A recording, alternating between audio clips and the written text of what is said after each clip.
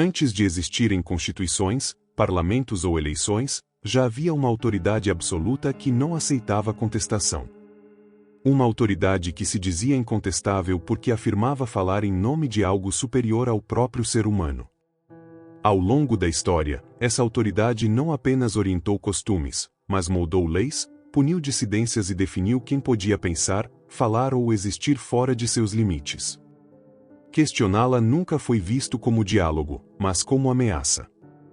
É nesse ponto que Annie Laurie Gaylor, uma das vozes mais firmes do livre pensamento contemporâneo, formula uma das críticas mais diretas já feitas à religião organizada ao afirmar: a religião é a tirania mais antiga.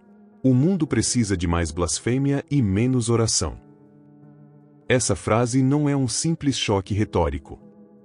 Ela revela a dimensão política da religião, o papel do medo como instrumento de controle e a importância do questionamento como forma de libertação intelectual. Nos próximos minutos, vamos analisar o que sustenta essa acusação e por que ela continua tão incômoda em pleno século XXI. Contextualização da vida e atuação de Annie Laurie Gaylor. Annie Laurie Gaylor nasceu em 1955 nos Estados Unidos, em um contexto familiar já marcado pelo livre pensamento e pela crítica a essa doutrina religiosa. Desde jovem, demonstrou inconformismo com a interferência da religião nas decisões políticas, educacionais e jurídicas, especialmente quando essa influência recaía sobre os direitos das mulheres. Ainda universitária, Gaylor se envolveu ativamente em movimentos civis e rapidamente percebeu que a religião não operava apenas no campo da fé pessoal, mas como uma força institucional capaz de limitar liberdades, justificar desigualdades e silenciar dissidências. Sua atuação sempre foi marcada por uma postura combativa, racional e estratégica, voltada para a defesa do Estado laico e da liberdade de consciência.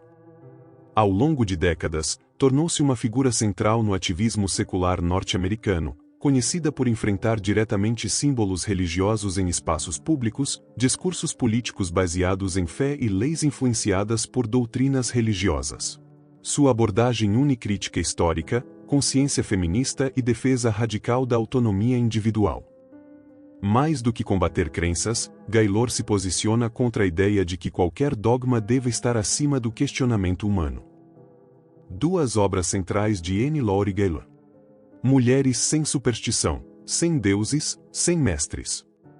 Nesta obra, Gaylor reúne e resgata a história de mulheres ateias, agnósticas e livres pensadoras que foram sistematicamente apagadas ou marginalizadas por narrativas religiosas dominantes.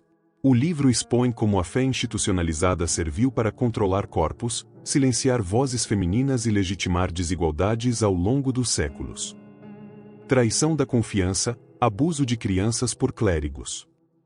Neste livro, Annie Laurie Gaylor expõe de forma direta o abuso sexual de crianças cometido por membros do clero, rompendo um silêncio institucional que por décadas protegeu agressores em nome da autoridade religiosa.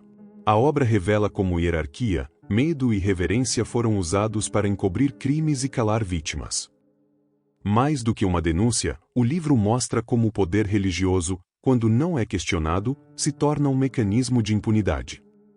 Principais pontos de reflexão. A religião como tirania, o poder teocrático. Desde as primeiras civilizações, o poder político esteve atrelado ao religioso. No Egito, o faraó era considerado divino. Na Idade Média, o Papa tinha autoridade sobre imperadores.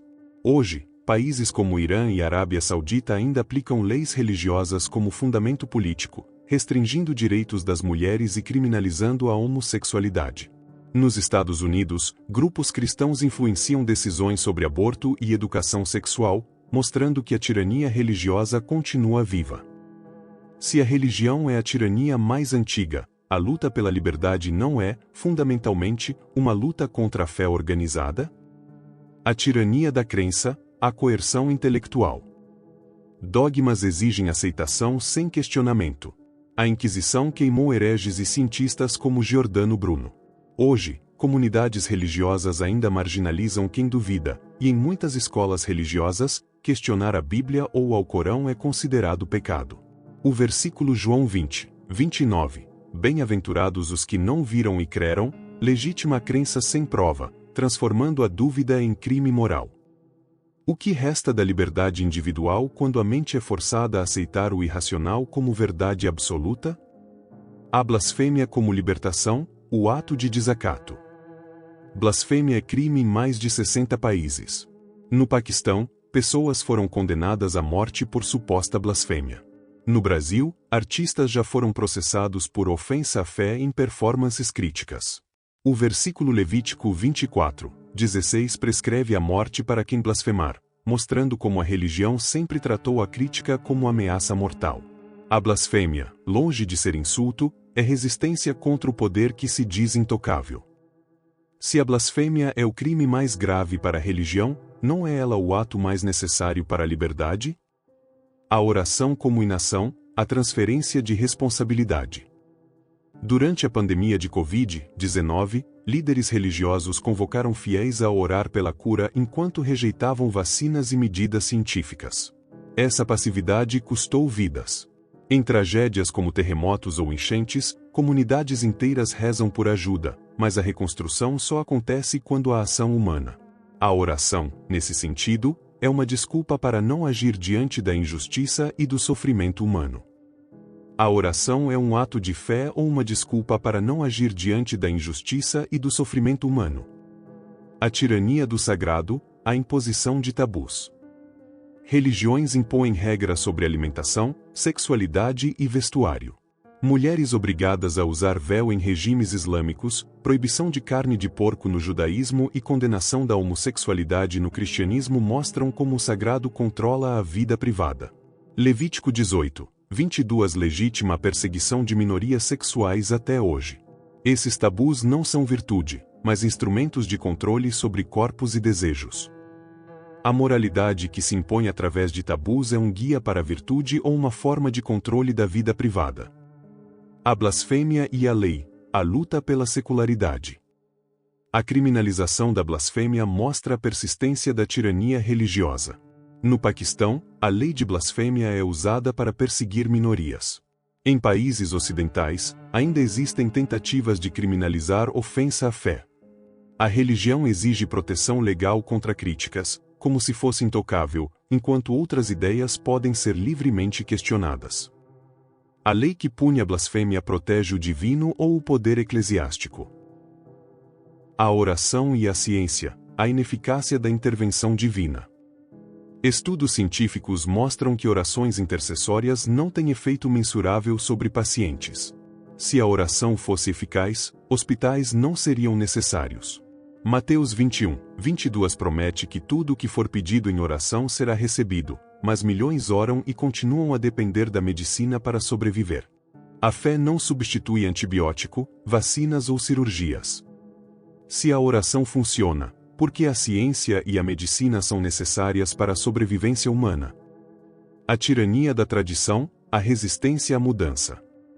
Religiões se apresentam como guardiãs da tradição, mas isso frequentemente significa resistência ao progresso. A Igreja Católica só abandonou oficialmente a condenação ao heliocentrismo em 1992. Hoje, ainda combate direitos reprodutivos, igualdade de gênero e casamento homoafetivo. A defesa da tradição religiosa é, na prática, uma resistência ao futuro e à liberdade. A defesa da tradição religiosa é um ato de fidelidade ao passado ou uma resistência ao futuro. A blasfêmia como arte, a expressão da dúvida. Obras de arte que desafiam o sagrado são frequentemente censuradas. Salman Rushdie foi condenado à morte por seu livro Versos Satânicos.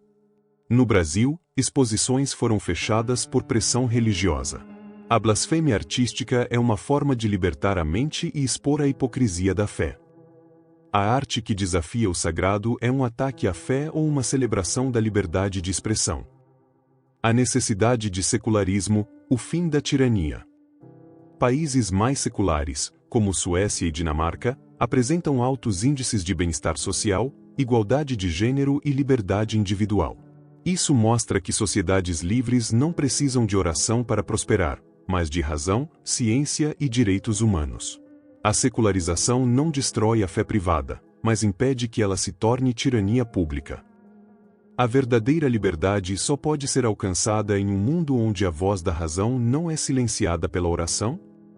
A oração pela sobrevivência e pelo luxo, a contradição da fé. Enquanto milhões de pessoas em regiões pobres oram por alimento e água, em países ricos outros oram por carros novos, vitórias esportivas ou negócios lucrativos.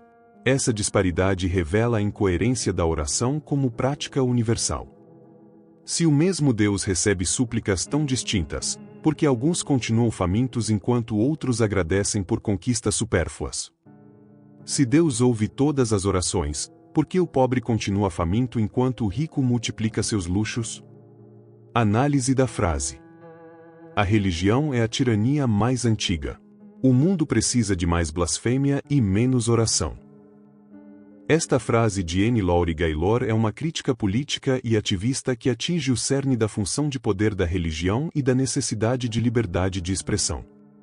A frase é dividida em duas partes que se complementam. A religião é a tirania mais antiga, a constatação histórica e política da religião como a primeira forma de controle social, e o mundo precisa de mais blasfêmia e menos oração, a solução proposta, onde a blasfêmia é o ato de desafio à autoridade e a oração é o símbolo da passividade. A crítica se aprofunda ao sugerir que a religião não é apenas uma crença, mas um sistema de poder que se impõe através da coerção intelectual e legal, e que a blasfêmia é o único caminho para a libertação desse jugo. Se esse conteúdo te fez pensar, deixe seu like e compartilhe com quem precisa ouvir essa verdade. Aqui no canal Ensinamentos Brilhantes, não questionamos apenas promessas divinas. Questionamos a utilidade delas para a vida humana concreta. Inscreva-se para mais análises como esta e comente abaixo qual é a sua opinião sobre a frase de N. Lowry Gaylor. Este conteúdo não exige que você abandone crenças. Ele exige algo mais simples, ao mesmo tempo, mais raro, reflexão honesta. Não quero que você pense igual. Eu só quero que você pense. Até o próximo vídeo.